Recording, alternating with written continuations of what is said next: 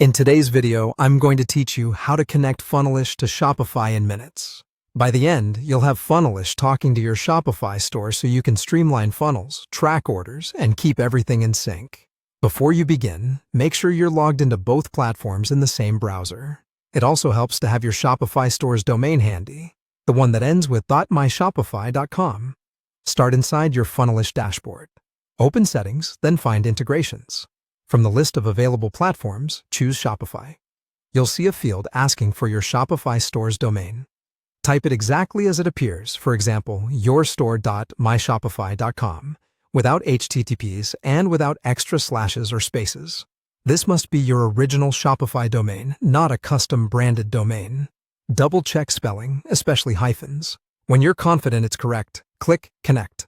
Funnelish will prepare a secure handshake with Shopify and redirect you to your Shopify admin to approve the connection. On the Shopify page that opens, you'll see the authorization screen for the Funnelish app. Click Install App to approve.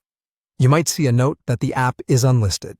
That simply means it isn't listed in the public app store, which is common for private or partner-distributed apps.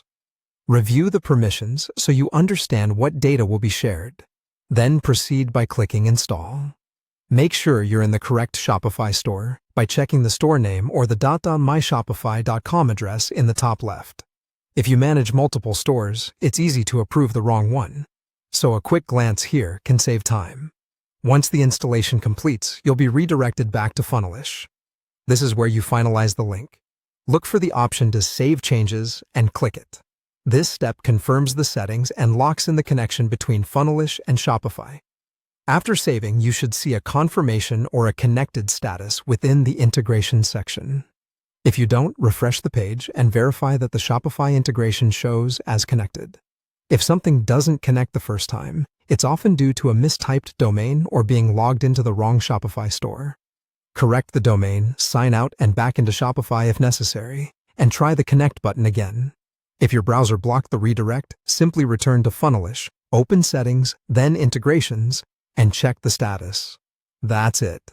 You've connected Funnelish to Shopify, approved the app, and finalized the link. With the integration active, you're ready to build funnels that pull from your Shopify catalog and track data seamlessly across both platforms.